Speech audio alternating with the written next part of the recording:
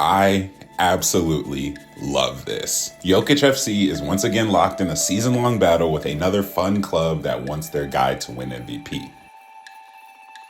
The Oklahoma City Thunder fans have a guy that has their own legitimate case for MVP. That fan base is dedicated. And honestly, it's been a real joy for me to watch this whole thing play out. I will admit, in past years, I may have taken the MVP race a little more to heart than I should have. I wasn't getting super crazy or anything, but admittedly, some of the extreme trolling from the other sides got to me a little bit. I'm a man, I can admit it. This season though, it's really different. Probably because Jokic already has a few MVPs and this season's emphasis for me isn't on that award. In past years, I felt like the MVP was something that was needed in order to validate the stance that Jokic is the best player in the league. I've now reached the point where that just isn't necessary for me to push so hard for anymore. It's just something for me to sit back and observe play out and enjoy, first and foremost. The last time I had a great time as a fan in the Jokic MVP race was when it was a three-way race between Jokic, Giannis, and Embiid. And I believe that year was 2022. I even made a video outlining the cases for all three of them. Even though it might have been considered sacrilegious to show Embiid prop as a Nuggets fan, that's just who I am. I am an unbiased Nuggets fan who loves the NBA as a whole, for the most part. And when I see a good MVP race, a good balanced MVP race that has 3 or 2 legitimate cases for either side, I get really happy.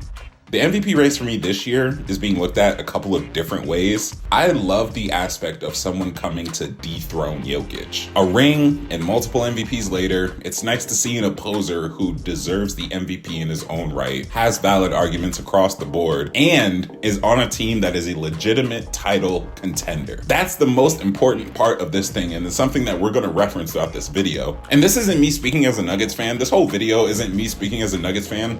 This is me speaking as an NBA fan. I like the competition. I like seeing a lot of players across the board succeed, even if it means one of them takes an MVP award away from my favorite player. The more I think of this race, the more I think about the true dynasties in the league. Part of the appeal of having them around was the fact that they could be dethroned on any given night. It was a big deal beating the 73-9 Warriors in a regular season game because they only lost 9 whole games that year. I imagine it was incredibly fun for old Nuggets fans watching their team beat the mythical Jordan Bulls. People want to see the best dethroned, and it sounds really twisted because yes, I am a Nuggets fan, I am a Jokic fan. As my favorite player in the league, my favorite player of all time. But it's nice seeing someone have the ability to actually take it away from him. And in the process of him taking it away from him, creating a race for the award that is actually fun to participate in. That's really a big part of this. And part of that toxicity, I feel like in previous MVP races, came from Twitter, came from social media, NBA YouTube, all of this stuff, NBA media in general. This year, I haven't been super into the public MVP discourse as I have in past years, because I felt like I've been a big part of it for the last few seasons and just really wanted to take a step back. I do have a tweet that popped off a couple weeks ago that said anybody trying to do a pure numbers comparison between SGA and Jokic to determine Shai's MVP case is doing themselves a disservice. If we're just going number for number, no context included in anything, if we're just looking at the box score stat averages, yeah, Shai is not going to win MVP just based off of that, and that's okay. That doesn't illegitimize his entire case at all. By no means does it do that. It's kind of a little bit more impressive that he's able to hang with Jokic while Jokic is averaging a goddamn triple-double, a 30-point triple-double. Shai scoring 50 points on Wednesday is like it's nothing to him, and I absolutely love that. He's on pace for his 3rd straight 30-point per game season. He's still averaging over 2 steals a game, and he's the biggest reason why this team is on pace for a huge 60-65 win season. And this is without Chet Holmgren for a large portion of the season up until early February. So him leading this team while not being fully healthy, while putting up insane numbers on a weekly basis, you have a recipe for a legitimate MVP case. And I don't like when people try to invalidate what Shai is doing in order to further validate what Jokic is doing, because my whole thing with an MVP race, and this may seem a little naive from my part, but this has just been the stance that I've been having for years now when it comes to commentating on this sort of stuff. I don't want people's arguments to start overwhelmingly swing in the direction of your guy sucks sucks at XYZ. Because I don't think that's the way to talk about two legitimate MVP cases like this. I think, yes, both players have things that they are not the greatest at. Both players have things that they are bad at, and that is perfectly fine. But they each have so much good that there are countless arguments you can make before you even step into the realm of, well, your guy's just bad at this, so now what? Nah, it doesn't have to be like that. It just doesn't have to be like that. I want people who are arguing for Shai, I want them to make it a true competition.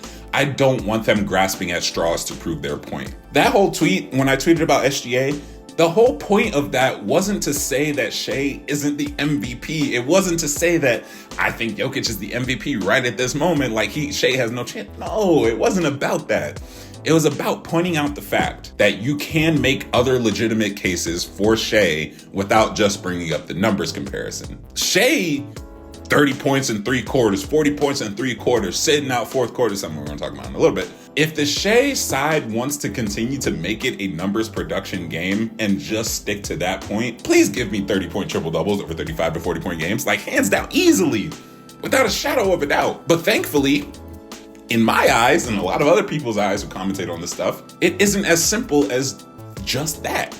And it shouldn't be. This type of debate, this type of MVP race this season is really, really, really good for the league. Both teams are at or near the top of their conference.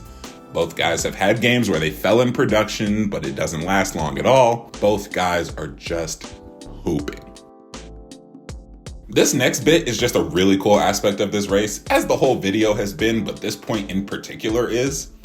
It's like these two are competing with each other to see how many fourth quarters they can sit and still win the game. People are gonna say Jokic puts triple doubles up in 3 quarters. Shai just drops 30 points. And my whole point of this video is not to tell you to lean one way or the other, or to stop advocating for your guy, or hell, I'm not even asking you to advocate for the other guy. Like, I'm not asking y'all to sway from where you're at in this race. But I just want us to notice how awesome it is that, again, these two top West teams have their guys playing so well that they are putting up players' career highs in just 3 quarters of play.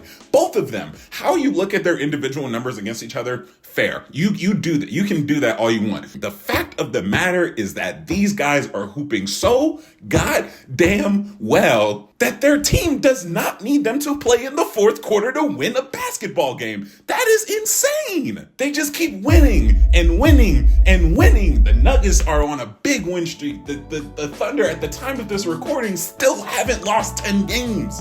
If you are a basketball fan, a true basketball fan, and not just a hometown team fan. I'm not saying that you can't be a hometown team fan, but if you are a basketball fan on top of that, I hope you can see the beauty in this race, because it's one for the ages. It's a really historic one. Team success plus individual success plus numbers production plus aura. Both guys have all of those factors. But no matter which one you choose, the choice will not be wrong.